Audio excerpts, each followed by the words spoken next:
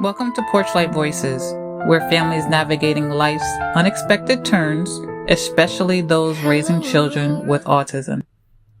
Our son, who struggles with autism, graduates high school next week. And in the quiet moments, I find myself thinking about you, about the parents walking through similar transitions, about the weight you carry that most people can't see, and how, like me, you might be smiling on the outside, but holding so many questions inside. Maybe you're wondering if you've done enough, if your child will be okay without you, or who will love them the way you do when you're no longer there. If that's where your thoughts have been lately, this one's for you. Let's talk about it together. Transitions like graduation bring a strange mix of pride and panic. You celebrate, yes, I cannot believe it's here, and so many happy thoughts come in, but then 3 huge anxious thoughts creep right in, trying to rewrite that moment. Let's name them. Your first is, did you do enough to prepare them for a world that doesn't always understand them? You've given your all, but then the news flashes another heartbreaking story, a child with autism mistreated, a system that failed them, and suddenly your mind starts to spiral. Therefore, you start to question if you truly prepared your child not just for a life, but for a world that lacks understanding and compassion. But the truth is, your love has prepared them in ways that go so far beyond their skill sets. Your second fear is you're getting older. What will their life be like? Time used to feel like it was on our side, but now every birthday feels like a reminder you're getting older. You're more tired than you used to be. Therefore, you start wondering, will they be okay? Will joy find them? Will someone be there to walk beside them when you no longer can?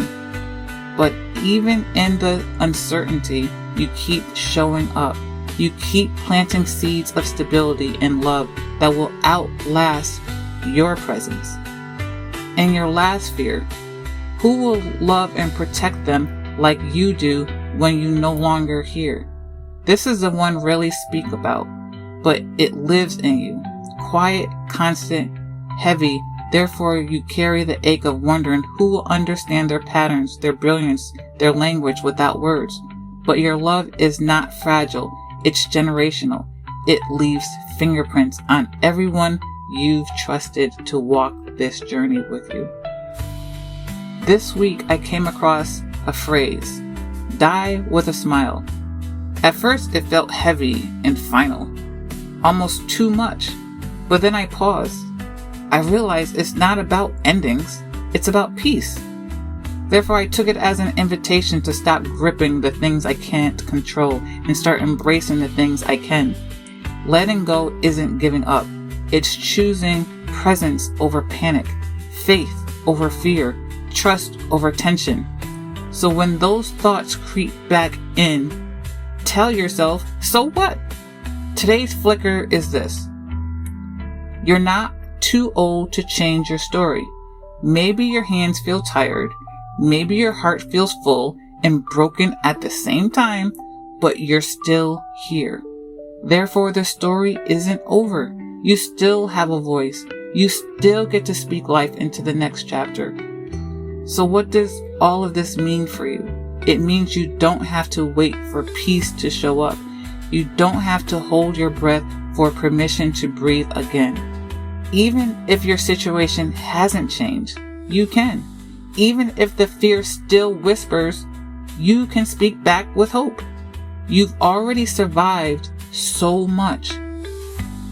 So what now? Now you let go of what's out of your control. Now you hold on to what's still good and true and yours. Now you live in not fear, but in trust.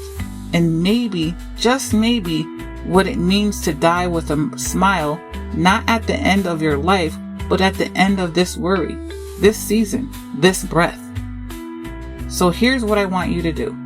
Think about the one thought, only one, that's been weighing on you the most this week. But don't just carry it. I want you to release it. Say it out loud. Write it in a journal. Whisper it to God in prayer. Just say, I'm letting go. And if this episode gave you space to breathe, share it. Send it to someone who needs to hear it, that they are not the only one that is struggling. Remember, the porch light is on, and you're always welcome here.